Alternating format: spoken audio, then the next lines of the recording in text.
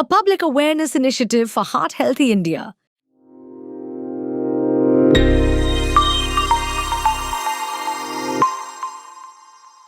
வணக்கம். இன்னைக்கு இந்த நிகழ்ச்சிக்கு உங்க எல்லாரையும் நான் அன்போட வரவேற்கிறேன். இதுதான் தில் Se Dil Tak healthy heart talk show. இன்னைக்கு நம்ம வேகமா ஓடிட்டு இருக்கிற காலகட்டத்தில் ரொம்ப முக்கியமான ஒரு ஃபேக்டர் நம்ம எல்லாரும் மறந்துட்டோம்ல, அதுதான் நம்மளோட ஹெல்த். இதை பத்தி நம்மளை எஜுகேட் பண்றதுக்காக தான் இந்த டாக் ஷோ நடக்குது. தில் Se Dil Tak healthy heart show 2018 துவங்கி இந்தியா முழுதும் இருக்கிற நூற்றுக்கணக்கான கார்டியாலஜிஸ்ட் கூட இந்த ஷோ பண்ணியிருக்காங்க. அண்ட் இது லட்சக்கணக்கான வியூவர்ஸும் பார்த்துட்டு வராங்க, டெலிவிஷன் ஷோஸில், ஃபேஸ்புக்கில் மற்றும் யூடியூப்ல. அண்ட் இன்னைக்கு நம்ம கூட இணைஞ்சிருக்கிற இந்த டாக்டர்ஸ் நம்மள நிறைய விஷயத்தை பற்றி எஜுகேட் பண்ண போகிறாங்க. ஹார்ட்டை எப்படி ஹெல்த்தியாக வச்சுக்கிறது, ட்ரீட்மெண்ட், அவேர்னஸ், கியூர்னு நிறைய விஷயங்களை நம்ம இன்னைக்கு பேச போகிறோம். ஸோ இன்னைக்கு நம்ம கூட இணைஞ்சிருக்கிறது doctor J K. Periyasamy, doctor P R. Vaidyanathan, doctor Thiagarajan sir. வணக்கம் doctor. Dil Se Dil Tak healthy heart talk ஷோக்கு. Doctor J K. பெரியசாமி, எனக்கு இன்னைக்கு உங்ககிட்ட ஒரு மேஜரான குவெஸ்சன் இருக்கு. கோயம்புத்தூர்ன்றது ஐடி ஹப்ஸும் டெக்ஸ்டைல் ஹப்ஸும் இருக்கக்கூடிய ஒரு இடம். அண்ட் இங்கே வேலை பார்க்குற நிறைய பேர் நைட் ஷிஃப்ட்ஸில் கூட வேலை பார்க்குறாங்க. அப்போது அவங்களுக்கெல்லாம் ஹார்ட் டிசீசஸ் வரதுக்கான சான்சஸ் நிறைய இருக்கா? அப்படி இருந்ததுன்னா இதனோட ப்ரிவென்ஷன் அண்ட் கியூர் எப்படி இருக்குன்றதை நீங்கள் கொஞ்சம் பகிர்ந்து கொள்ள முடியுமா? கண்டிப்பாக. Coimbatore and neighbouring Tiruppur, labour intensity, இங்கே இருக்கிற மக்கள்லாம் ரொம்ப கடுமையான உழைப்பு, அதோட முக்கியமாக ரொம்ப ஸ்ட்ரெஸ்ஸு, அன்றாட அளவில் மன உளைச்சல் ரொம்ப அதிகமாக இருக்கிறவங்க. இதனால் இந்த ஏரியாவில் இருக்கிற மக்களில் குறிப்பாக இளைஞர்களிடையே 40 வயதுக்கு உட்பட்டவர்களிடையே திடீர் மாரடைப்புலாம் அதிகம் வருது. அது மட்டும் இல்லை, இந்த டென்ஷனாலையும் லைஃப் ஸ்டைல் மோசமாக இருக்கனாலையும் அவங்க சர்க்கரை, ப்ரெஷர் போன்ற எல்லா வியாதியுமே சிறு வயதிலே வந்துடுது. ஸோ கண்டிப்பாக இந்த ஏரியா ரொம்ப ஹார்ட் டிசீஸ் ப்ரோன் ஏரியா தான். ஸோ அதை தடுக்கக்கூடிய விதமாக நம்ம என்ன டாக்டர் பண்ணலாம் நைட் ஷிஃப்ட்ஸ் போகிற பீப்புள் மட்டும்? முக்கியமாக ஜென்ரலாக அவேர்னஸ் தான் ஜென்ரலாக வேணும். எல்லாத்துக்கும் மக்களுக்கு அவேர்னஸ் இருந்தாலும் அது அந்த ஹார்ட்டை பற்றி யாரும் நினைக்கிறதில்லை. ஃபஸ்ட் சிம்டம் வரும்போது அதை கவனிக்காமல் கேஸ்ன்னு பல பேர் அதை அதாவது ஏளனமாக விட்டுறாங்க, அதை மறந்து விட்டுறாங்க. ஸோ இதில் மிக முக்கியமானது அவங்களுக்கு ஹார்ட்டை பற்றி நினைக்கணும். தினம் இது சொன்னால் ஹார்ட்ஸ்னு இருக்குது, அது ராத்திரி போல் ஓடுது, நமக்கோசரம் ஓடுது, அதை பாதுகாக்கணுங்கிற ஒரு நினைவு, அவேர்னஸ் வேணும். அதே முதல் படி அதுதான். அதுக்கப்புறம் அவங்க சாப்பிட்ற உணவு, உடற்பயிற்சி, அதை விட முக்கியமாக தினமும் 1 மணி நேரம் உடம்புக்கோசரம் ஒதுக்கி சிம்பிள் யோகா, எக்ஸசைஸ் போன்ற தியான பயிற்சியில் கண்டிப்பாக பண்ணணும். அதன் மூலமாக கண்டிப்பாக ஸ்ட்ரெஸ் லெவல் குறையும், இதய நலமும் உடல் நலமும் பாதுகாக்கப்படும். Doctor P R. வைத்தியநாதன் சார், எனக்கு உங்ககிட்ட இருக்கிற குவெஸ்சன், இப்போது பிளாக்ட் ஹார்ட்ன்றது நம்ம எல்லாருமே சொல்கிறோம்ல, அது எப்படி இருக்கும்? அண்ட் இந்த ஆர்ட்ரிஸ்லாம் பிளாக் ஆகுதா இல்லையா? இது நார்மல் மனுஷங்களுக்கும் வருமா, இல்லை ஆல்ரெடி ஹார்ட் டிசீசஸ் இந்த மாதிரி ஹிஸ்ட்ரி இருக்கிற ஆளுங்களுக்கு மட்டும்தான் இது வருமானதை பற்றின கொஞ்சம் அட்வைஸ் நீங்கள் ஷேர் பண்ணிக்க முடியுமா? இரத்த குழாயில் பிளாக் வந்ததுன்னா ஹார்ட்டுக்கு தேவையான அளவுக்கு ரத்த ஓட்டம் எஸ்பெஷலி வேலை பண்ணும்போது இருக்காது. அந்த மாதிரி வேலை பண்ணும்போது ரத்த ஓட்டம் தேவையான அளவுக்கு இல்லை என்றால் அங்கே ஆக்சிஜன் அவைலபிலிட்டி கம்மியாக இருக்கும். அந்த time what you can have is ஒரு சென்ட்ரல் செஸ்ட்டில் ஒரு ஹெவினஸ் போல் இருக்கும், some pressure on center of your chest. இல்லைன்னா அது தாடிக்கு வரலாம், கைகளுக்கு வரலாம், ஈவன் அப்பர் அப்டோமென் வரலாம். கீழ் தாடிக்கு மேலேயும் தொப்புளுக்கு கீழேயும் நமக்கு யூஸ்வலாக ஹார்ட் வியாதினால பிரச்சனை இருக்காது. So first thing is Kronig disease. ரொம்ப நாளாக பிளாக் இருக்குன்னா நடக்கும்போது இல்லைன்னா வேலை பண்ணும்போது கஷ்டங்கள் இருக்கும். அக்யூட் சிண்ட்ரோம், கொரோனரி சிண்ட்ரோம் சொல்லுவோம். அது என்னன்னா ஒரு அறிகுறியும் இருக்காது, சடனாக நெஞ்சு வலி வரும், ஒரே வேர்வை வரும், இது வரும். These are 2 different ways of presentation of heart disease.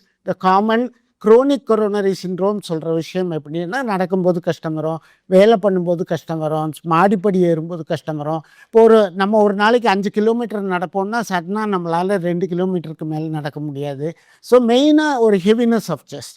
The other symptoms which can happen are, ஒன்று நடக்கும்போது மூச்சு விட கஷ்டமாக இருக்கலாம், கொஞ்சம் தூரம் நடக்கிறதுக்குள்ளேயே ரொம்ப மூச்சு விட கஷ்டம் நிற்க வேண்டி இருக்கலாம். இனி ஒன்று ரொம்ப வேர்வை ஆர் ஒரு டயர்ட்னஸ், எஸ்பெஷலி இந்த டயபெட்டிஸ் இருக்கிறவங்களுக்கு இந்த வலிங்கிற தன்மை ரொம்ப அதிகம் இருக்காது, அது அந்த ஹெவினஸ் தெரியாது.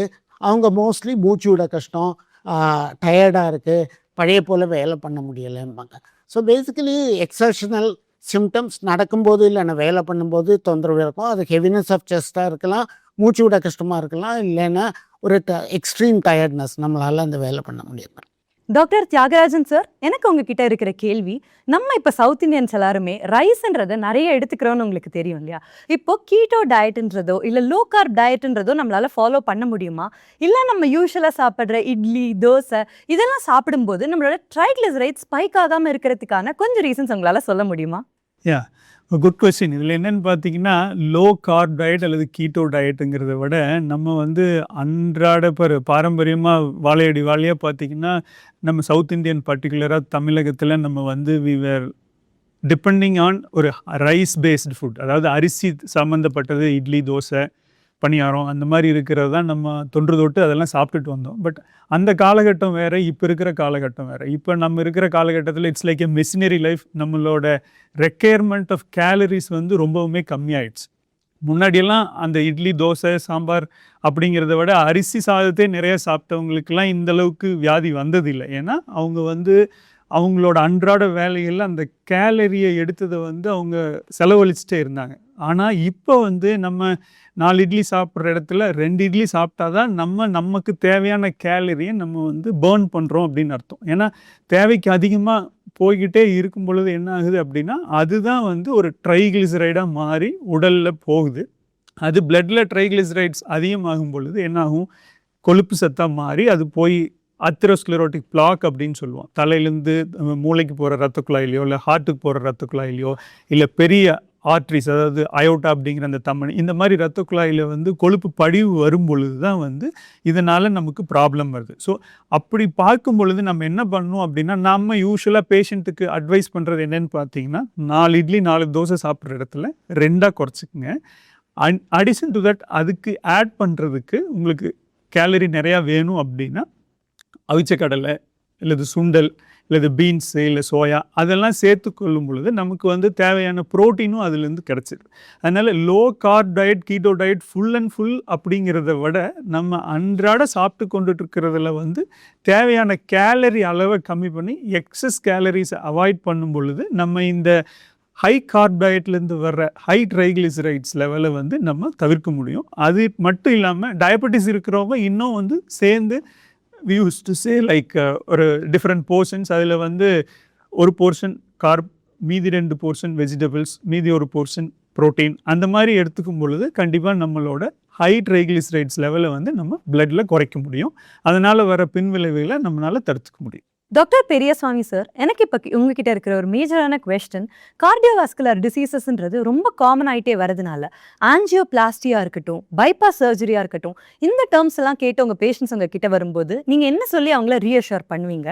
அண்ட் இதுக்கு அவங்க லைஃப் லாங் எடுத்துக்கக்கூடிய என்னெல்லாம் ட்ரீட்மெண்ட்ஸ், இப்போ அட்வான்ஸ்மெண்ட்ஸ் இருக்கா, என்ன டெக்னாலஜிஸ் இருக்குன்றதை பற்றி கொஞ்சம் இன்ஃபர்மேஷன் உங்களால் ஷேர் பண்ண முடியுமா? பைபாஸ், ஆஞ்சியோபிளாஸ்டி எல்லாமே ஒரு பெர்மனெண்ட் சொல்யூஷனில் இது மட்டும் மக்களுக்கு புரியணும். இதெல்லாம் டெம்பரரி கார் ரிப்பேர் பண்ணுற மாதிரி ஒரு ரிப்பேர் பண்ணுற ஒரு ப்ரொசீஜர் தான் ஒழிய பர்மனெண்ட் க்யூர் இல்லை. அதனால் அவங்களுக்கு இந்த பைபாஸ் பண்ணுறதுக்கு ஸ்டென்ட் வைக்கிறதுக்கான காரணங்கள் என்ன, என்னோடய இதயம் பழுதானதுக்கான காரணங்கள் என்ன அப்படிங்கிறத ஆராய்ந்து அந்த காரணங்களை சரி செய்வதே முதல் படி. அதுக்கப்புறம் அவங்க டாக்டருடைய ஆலோசனையை அடிக்கடி சரியான நேரத்தில் பெற்று அதை பராமரிக்கணும், மெயின்டைன் பண்ணணும். கார் ரிப்பேர் ஆனால் எப்படி அடிக்கடி ரிப்பேர் வராமல் இருக்கிறது போய் மெயின்டெனன்ஸ் பண்ணுறோமோ அது மாதிரி காரை, ஹார்ட்டை மெயின்டைன் பண்ணால் சரியாக போகும். சக்கரை இருந்தால் சக்கரை கண்ட்ரோல் பண்ணணும், எடை அதிகமாக இருந்தால் குறைக்கணும், உடற்பயிற்சி பண்ணணும். நான் முன்பே சொன்ன மாதிரி யோகா, தியான பயிற்சி தினமும் 1 மணி நேரம் பயிற்சி பண்ணிங்கன்னா கண்டிப்பாக இதயத்தை, பழுதடைந்த இதயத்தை பாதுகாக்க முடியும். டாக்டர் வைத்தியநாதன் சார், உங்ககிட்ட எனக்கு இருக்கிற குவெஷன், கார்டியோ கிட்னி மெட்டபாலிக் டிசீஸ்னு நம்ம சொல்லக்கூடிய இந்த நோய் நம்ம ஹார்ட் பேஷண்ட்ஸ் மட்டும்தான் இதை பற்றி ரொம்ப அவேராக இருக்கணுமா, இல்லை நம்மளோட டயபெட்டிக் பேஷண்ட்ஸ் கூட இதை ரொம்ப இம்பார்ட்டண்ட்டான ஒரு ஃபேக்டராக எடுத்து அதுக்கான கன்சர்னிங் ஃபேக்டர்ஸையும் அவங்க பார்க்க வேண்டியது இருக்கா?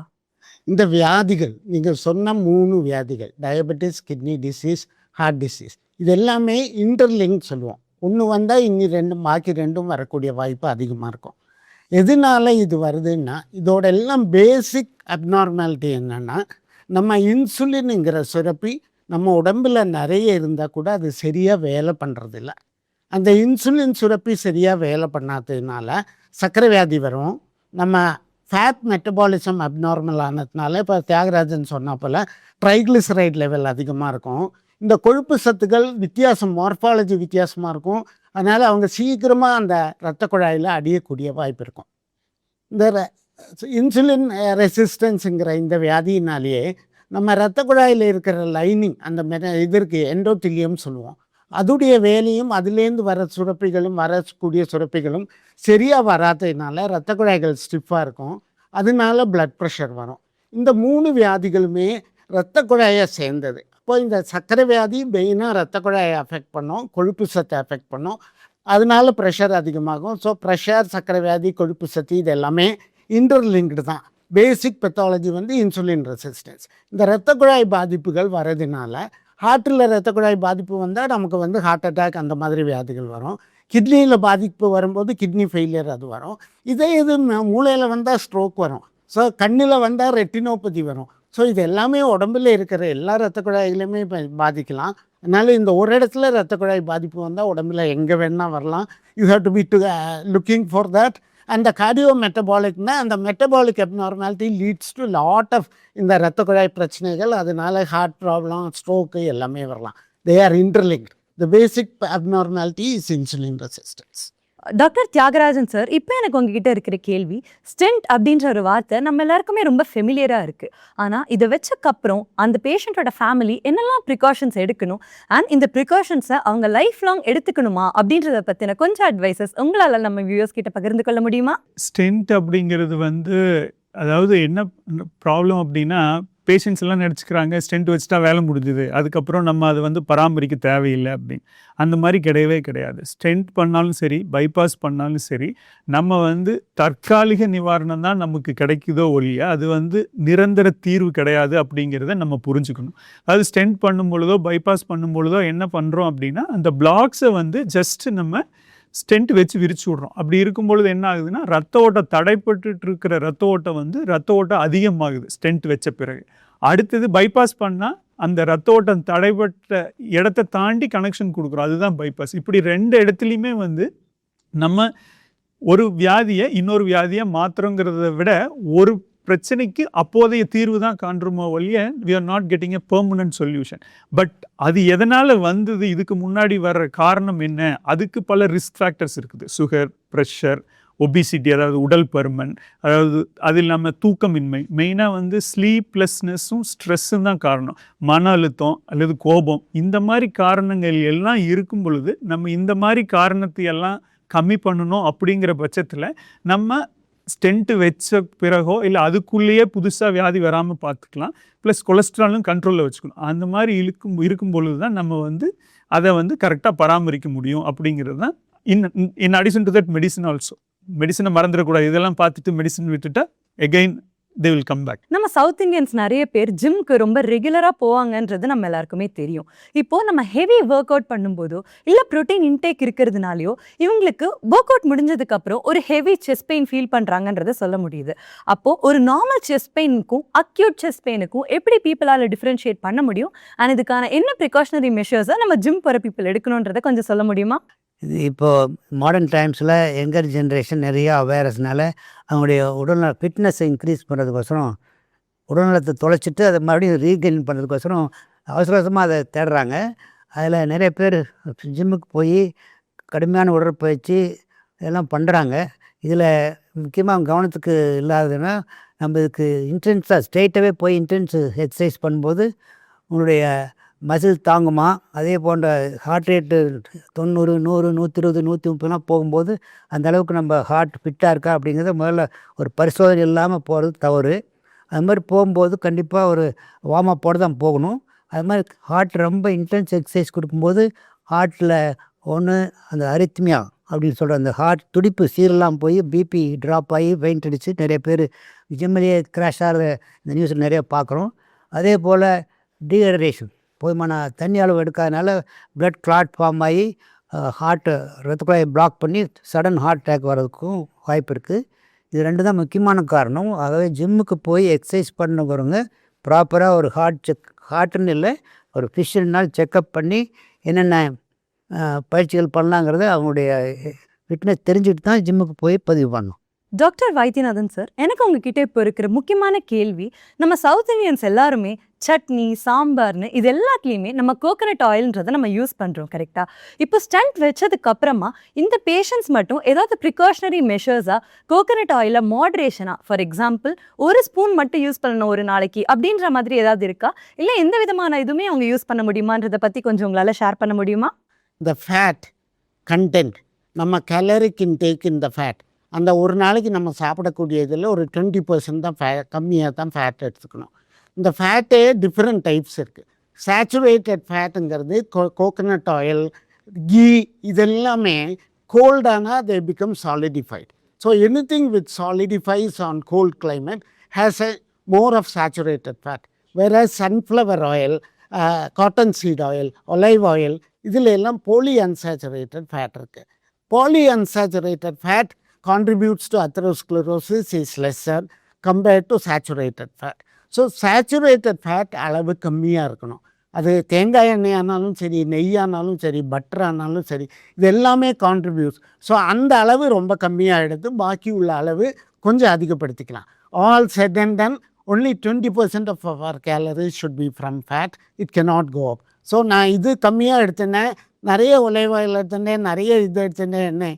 So reduce your fat intake, and out of which still reduce the saturated fat like coconut oil and ghee. Doctor Thiagarajan sir, உங்ககிட்ட என்னோட கேள்வி, கோயம்புத்தூர்ல ஒரு மூலையிலையுமே நம்ம நிறைய கடைகளை பார்க்க முடியுது. அதுல போயிட்டு பிபி மிஷின்ஸா இருக்கட்டும், இசிஜி வாட்சஸா இருக்கட்டும், இதெல்லாம் நம்மளோட மக்கள் போய் வாங்கிட்டு இருக்காங்க. இப்போ இது ஏட்ரியல் ஃபைப்ரிலேஷனுக்கு இது யூஸ்ஃபுல்லான ப்ரொசீஜர்ஸா, இல்ல அவங்க ஒரு பேனிக்ல தான் இஆர்க்கு ரஷ் பண்றாங்களான்றத பத்தி உங்களால கொஞ்சம் பகிர்ந்து கொள்ள முடியுமா? Good question. ஏன்னா அன்றாடம் நாங்கள் டெய்லி ஓபியில் பேஷண்ட்ஸ் பார்க்கும்பொழுது, சார் நான் வந்து வாட்ச் பார்த்தேன், ஹார்ட் ரேட் வந்து அதிகமாகிடுச்சு, திடீர்னு வந்து 140 130 இருக்குது, நான் என்ன பண்ணணும்? அதே மாதிரி மெஷினில் பிபி பார்த்தேன். இது எல்லாமே வந்து it's all like you have to take it with pinch of salt. நம்ம வந்து அதை முழுமையாக நம்பிட்டு அதனால் ரொம்ப ஸ்ட்ரெஸ் எடுத்து அதனால ஒரு மன அழுத்தத்துக்கு போய் அடுத்த ஸ்டேஜ் வியாதி இல்லாத வியாதியும் வர வச்சு அதில் போய் நம்ம மாட்டிக்கக்கூடாது. பட் ஹேவிங் செட் தட், கண்டிப்பாக வந்து இதெல்லாம் ஒரு லைக் ஒரு ஸ்க்ரீனிங் அந்த மாதிரி இருக்கும் பொழுது at least they come to medical attention. At least ஒரு சிலருக்கு வந்து பார்த்தா நார்மலாகவே 70-80 இருக்கிற இடத்துல சிலருக்கு 100+, 110 120 இருக்கலாம். அவங்களுக்கு அந்த சமயத்தில் படபடப்பு வந்திருக்கலாம். அப்படி சிம்டம்ஸோடு சேர்ந்து அந்த வாட்சில் இருக்கிறது ஒரு இண்டிகேட்டர் நமக்கு கொடுக்குது அப்படின்னா நம்ம அதை உதாசீனப்படுத்திடக்கூடாது. எப்போ வந்து எதுவுமே சிம்டம்ஸ் இல்லை, பட் நம்ம உடனே நடுராத்திரியில் அந்த மாதிரி வருது, சிம்டம்ஸ் இல்லாதப்போ நான் இஆர் போகணுமானா கிடையாது. சிம்டம்ஸ் இருக்குது, ஒரு படபடப்பு, அந்த ஒரு ஹார்ட் பீட் 130 140 போகும்போது கண்டிப்பாக உங்களுக்கு ஒரு சிம்டம்ஸ் இருக்கும். அது என்ன சிம்டம் அப்படின்னா படபடப்பு இருக்கலாம், இல்லை ஒரு மூச்சு கஷ்டம் இருக்கலாம், இல்லை ஒரு தலை சுற்றல் இருக்கலாம். அந்த மாதிரி இருக்கும்போது வித் சிம்டம்ஸ் அந்த மாதிரி இருக்கிறத வந்து உதாசீனப்படுத்தாமல் இருக்கணும். வித்தவுட் சிம்டம்ஸ் இருக்கும்போது திடீர்னு நடுராத்திரியில் போய் இஆருக்கு போகணும் அவசியம் இல்லை. அதே சமயம் அது எந்தெந்த வாட்ச் அப்படிங்கிறத பொறுத்து இருக்குது. அதோட ரிலையபிலிட்டி ஆல்சோ மேட்டர்ஸ். பட் அந்த மாதிரி இருக்கும் பொழுது போய் மெடிக்கல் அட்டென்ஷனுக்கு போகிறதுல தப்பு கிடையாது. பட் அதனால் ஸ்ட்ரெஸ் ஆகி டென்ஷன் ஆகி இருக்கிற நார்மலாக இருக்கிறத அதிகப்படுத்த வேண்டாங்கிறத என்னோட advice for those sort of questions. மிகவும் நன்றி டாக்டர். இவ்வளோ நேரம் நம்ம கூட இணைஞ்சிருந்து இவ்வளோ வேல்யூபிளான இன்சைட்ஸ் எல்லாம் நம்ம மக்கள் கூட ஷேர் பண்ணதுக்காக. அண்ட் டாக்டர் பெரியசாமி சார், நீங்கள் ஒரு வேல்யூபிளான அட்வைஸ் நம்மளோட ஆடியன்ஸ்க்கு நீங்கள் ஷேர் பண்ணணும்னு சொன்னால் அது என்னவா இருக்குன்னு நீங்கள் சொல்ல முடியுமா? நான் சொல்கிற இந்த 5 அறிவுரைகள் தான், அறிவுரை மாதிரி சொல்ல மாட்டேன், டிப்ஸ் தான். நம்பர் 1, காலைல எழுந்திரிச்சோடனே ஹார்ட்டை நினைக்கணும். 2வது, சாப்பிட்ற சாப்பாடை கவனிக்கணும். நம்ம சாப்பிட்ற சாப்பாடில் என்ன கேலரி இருக்குது, அதை நம்ம செலவு பண்ணுறோமா, நமக்கு உகந்ததா வேண்டாமா அப்படிங்கிறத கவனித்து சாப்பிட்ணும். 3வது, கண்டிப்பாக 1 மணி நேரம் உடற்பயிற்சி பண்ணணும். அந்த உடற்பயிற்சிங்களில் ஒரு 45 மினிட்ஸ் ஸ்ட்ரெச்சிங், அப்புறம் ப்ரீதிங், யோகா இதெல்லாம் பண்ணும்போது கண்டிப்பாக 1 மணி நேரம் யோகா பண்ணிங்கன்னா, எக்ஸசைஸ் பண்ணி யோகா பண்ணிங்கன்னா 10 வருஷம் கூட ஆயுள் நாள் நீரும். 4வது, ஸ்ட்ரெஸ் லெவல் குறைக்கிறதுக்கு. ஸ்ட்ரெஸ் தான் மேஜர் காஸ் ஃபார் நம்ம இளைஞர்களே வர ஹார்ட் அட்டாக் வரதுக்கான மேஜர் காஸ் வந்து ஸ்ட்ரெஸ் தான். இந்த ஸ்ட்ரெஸ்ஸை குறைக்கிறதுக்கு எல்லா முயற்சிகளும் எடுக்கணும். அது மிக முக்கியமானது யோகா, தியான பயிற்சி. இதுக்கு ஸ்பெஷல் பிளேஸ் வேண்டியதில்லை. சின்ன ரூமில் நீங்கள் மனசு வச்சா பண்ண முடியும். தியான பயிற்சிங்கிறது அதே மாதிரி சின்ன ப்ரொசீஜர் தான். கடைசியாக நல்ல ஸ்லீப் ஹைஜீனை மெயின்டைன் பண்ணணும். அந்த டைமுக்கு 9 o'clock பெட்டுக்கு போகணும். அந்த டைமில் கேஜெட்ஸ் எல்லாம் ஆஃப் பண்ணணும். டிவி, கம்ப்யூட்டர், செல்ஃபோன் எல்லாத்தையும் ஆஃப் பண்ணிட்டு நான் தூங்க போகிறேன்னு மனசுக்கு சொல்லி தூங்கணும். Sleep hygiene should maintain. எல்லாம் இப்போ இந்த 5 வழிகள் கடைப்பிடிச்சா ஹார்ட் 100 வருஷம் ஓடும். டாக்டரோட உதவி தேவையில்லைங்கிறது என்னோட நம்பிக்கை. கண்டிப்பாக முடியும். டாக்டர் வைத்தியநாதன் சார், நான் இந்த ஈவெண்ட் ராப் அப் பண்றதுக்கு முன்னாடி ஒரு வேல்யூபிளான அட்வைஸ் நம்மளோட வியூவர்ஸ்க்காக நீங்க கொடுக்கணும்னா அது என்னவா இருக்கும் டாக்டர்? இதய தொந்தரவை தடுக்கணும், அதுதான் பெஸ்ட். வைத்தியங்கிறது இப்போ தியாகராஜன் சொன்னா போல் டெம்பரரியாக உங்கள் பிரச்சனைகளை தள்ளி போடுது. இந்த வியாதி திரும்பி வரக்கூடிய வாய்ப்பு அதிகமாக இருக்கும். லைஃப் ஸ்டைல் மோசமாக இருந்தால், மாத்திரை எடுத்துக்கலைன்னா, ரொம்ப ஸ்ட்ரெஸ்டாக இருந்தோன்னா எல்லாம். ஸோ அடிப்படையாக எப்படி தடுக்கிறதுன்னா, நம்ம சின்ன வயசுல இருந்தே நம்ம லைஃப் ஸ்டைலை you should teach your children to spend more time playing, wait reduction, reduce the junk food intake, blood pressure control, cholesterol control. So இந்த லைஃப் ஸ்டைலுங்கிறது 40 வயசாகிடுச்சு இப்போலேருந்து நான் லைஃப் ஸ்டைல் மாற்றட்டுமான்னு இல்லை. ரொம்ப சின்ன வயசுலேருந்தே குழந்தைகளை கற்றுக் கொடுங்க, நல்ல லைஃப் ஸ்டைலை கற்றுக் கொடுங்க. See that their weight is under control, they spend enough aerobic exercise and they eat moderately, not much of junk food. அப்படி தடுக்க பாருங்கள். Prevention is better than cure சொல்லுவோம். Especially that is very true for heart disease. Because heart டிசீஸுக்கு வைத்தியம் is temporary relief. You will have to continue, you will be a heart patient ever, you will have to be on follow-up. Whereas if we prevent a heart attack or prevent heart disease, that will be the best. Doctor Thiagarajan sir, இப்போ நம்மளோட வியூவர்ஸ்லாம் இவ்வளோ நேரம் இணைஞ்சிருக்காங்க இல்லையா, ஒரு வேல்யூபிளான advice அவங்களுக்கு நீங்கள் கொடுக்கணும்னா அது என்னவா இருக்கும்னு நீங்கள் கொஞ்சம் சொல்ல முடியுமா? கண்டிப்பாக நான் இதய செயலிழப்புக்கான இதில் சில டிப்ஸை கொடுக்குறேன். ஏன்னா சார் மீதியெல்லாம் சொல்லிட்டாரு. இதய செயலிழப்பு பார்த்தீங்கன்னா எந்த ஒரு ஹார்ட் அட்டாக் வந்தாலுமே அடுத்தது they will go to heart failure. அது மட்டும் இல்லாமல் லைக் மற்ற டிசீசஸ்னாலையும் ஹார்ட் ஃபெயிலியர் வரலாம். அதாவது வால்வில் இருக்கிற ப்ராப்ளம், பிளட் சப்ளையில் இருக்கிற ப்ராப்ளத்தை தான் நம்ம ஹார்ட் அட்டாக் மாரடைப்புங்கிறோம். அது இல்லாமல் வால்வில் ப்ராப்ளமோ ஸ்ட்ரக்சரல் டிசீஸ் சொல்லுவோம். நிறைய டிசீஸ் இருக்குது. Suppose if you have a heart failure, நமக்கு இதய செயலிழப்பு இருக்குது அப்படின்னா கண்டிப்பாக இந்த பேஷண்ட்ஸ்லாம் என்ன பண்ணணும் அப்படின்னா, கண்டிப்பாக ஒரு கார்டியாலஜிஸ்ட்டை பார்த்து இல்லை ஒரு ஃபிசிஷியனை பார்த்து தேவையான மருந்து மாத்திரைகளை கண்டிப்பாக சாப்பிட்ணும். நமக்கு பிஃபோர் 10 years விட comparing to 20 years back or 10 years பேக்கை விட இப்போ we have good medicines for heart failure. அதனால் அந்த தேவையான மெடிசின்ஸ் ஒரு 4-5 இருக்கும். அதை கரெக்டாக சாப்பிடும் பொழுது நம்ம இருக்கிற டிசீஸ் ப்ரொக்ரெஷனை கண்டிப்பாக தடுக்க முடியும். ஒன்று. அடுத்தது அந்த டிசீஸ் ப்ரொக்ரெஷனை தடுக்கிறதுக்கு மருந்து மாத்திரை மட்டும் இல்லாமல் lifestyle modification is more important. அதில் பர்டிகுலராக food intake plus water and salt. Water less than 1.2 liter by and large சொல்லுவோம். டிபெண்ட்ஸ், இண்டிவிஜுவல் வேரியேஷன் கண்டிப்பாக இருக்கும். கண்டிப்பாக தண்ணி கம்மியாக எடுத்துக்கணும், சால்ட் கம்மியாக போட்டுக்கணும், அரை வயிறு தான் சாப்பிடணும். ஒரே நேரம் நிறையா சாப்பிடக்கூடாது. ஒருவேளை அந்த மாதிரி இதய செயலிழப்பு இருக்கிறவங்க கால் வீக்கம் வருது, மூச்சு வாங்குது, பேஷண்ட் வெயிட்டு கூடுறாங்க, அந்த மாதிரி இருக்கும் பொழுது கண்டிப்பாக உங்களோட மருத்துவரை அணுகி மருத்துவர் சொல்கிற அறிவுரையை கடைபிடிச்சிங்க அப்படின்னா உங்களை இதய செயலிழப்புலேருந்து நீங்கள் கண்டிப்பாக பாதுகாத்துக்க முடியும். மிகவும் நன்றி டாக்டர், உங்களோட வேல்யூபிள் டைம் எடுத்து நமக்காக, நம்ம வியூவர்ஸ்க்காக இவ்வளோ இன்சைட்ஃபுல்லான பாயிண்ட்ஸ் சொன்னதுக்கு. அண்ட் ஐம் ஷுர் நம்ம கூட பார்த்துட்டு இருக்கிற வியூவர்ஸும் நிறைய விஷயங்களை பற்றி இன்னைக்கு தெரிஞ்சிருப்பாங்க. அண்ட் உங்களுக்கு இன்னும் நிறைய விஷயங்கள் தெரியணும் கார்டியோவாஸ்குலர் டிசீசஸை பற்றி, அதனுடைய ட்ரீட்மெண்ட்ஸை பற்றினா please to follow our page Dil Se Dil Tak Healthy Heart Talk Show. நம்ம Instagram, YouTube மற்றும் Twitterலயும் இருக்கோம். So please don't forget to follow and subscribe to Dil Se Dil Tak Healthy Heart Talk Show. நன்றி, வணக்கம். A public awareness initiative for Heart Healthy India.